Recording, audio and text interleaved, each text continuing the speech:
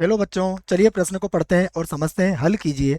हमें एक अवकल समीकरण दिया है 1 + x² dy बटा dx बराबर x, और हमें इस अवकल समीकरण को हल करना है। प्रश्न को हल करने से पहले प्रश्न के लिए मुख्य अवधारणा लिख लेते हैं। तो हमारे इस प्रश्न की मुख्य अवधारणा, जिसकी सहायता से हम इस प्रश्न को हल करेंगे। मुख्य अवधारणा में हम सबसे पहले समाकलन के लिए एक सूत्र लिखेंगे, जिसकी जानकारी आपको होना चाहिए। समाकलन 1/x dx, इसका समाकलन होता है log x और इसका आधार e होता है। x का मान धनात्मक ही होगा, याद रखें। आप यहाँ प्लस लगा सकते हैं, आप c, है ना। x का मान कुछ भी हम मापांक लगा सकते हैं और नहीं लगाओ तो भी कोई ऐसी दिक्कत वाली बात नहीं है। ये हमारा पहला सूत्र हो जाएगा, जिसको हम पहली मुख्य अवधारणा कह सकते हैं। अब देखिए, जो प्रश्न दिया गया है हम उसे लिख लेते हैं। तो प्रश्न में हमें क्या दिया गया है, हमें जो समीकरण दी गई है उसे हम लिखेंगे। तो ये है हमारे पास 1 + x² dy बटा dx, और बराबर कितना दिया गया है, x।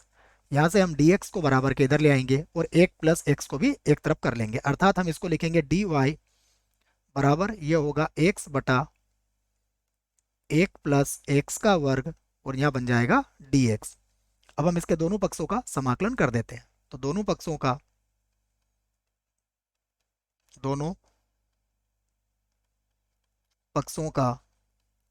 समाकलन करने पर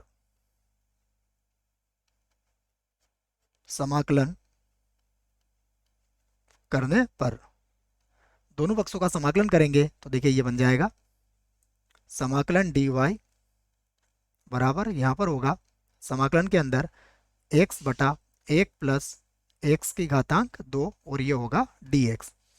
अब यहाँ पर हमें t मान के इसको आगे हल करना पड़ेगा। तो मैं लिख देता हूँ, माना 1 + x² बराबर t। अब हम इसका अवकलन करेंगे x के सापेक्ष, तो 1 का अवकलन 0 हो जाएगा, इसका होगा 2x, और बराबर हो जाएगा dt बटा dx। तो यहाँ से x dx का मान कितना आ जाएगा, dt बटा 2। तो यही मान हम यहाँ पर रख लेंगे। तो फिर से लिखूंगा मैं dy, मतलब समाकलन हम है के बाद dy, और यहाँ पर देखिएगा क्या करेंगे, हम यहाँ लिख देंगे dt बटे में आ जाएगा 2, और ये हो जाएगा t, क्योंकि इसको t माना है, और x dx का मान कितना आया है, dt बटा 2। अब हम इसका समाकलन कर सकते हैं। तो यहाँ पर इसका समाकलन तो हो जाएगा y, यहाँ पर होगा 1/2, और इसका समाकलन हो जाएगा log, और ये हो जाएगा t, और आधार क्या होगा, इसका e, और प्लस अचर c का प्रयोग यहाँ पर हम कर लेंगे। अब हम मान रख देते हैं।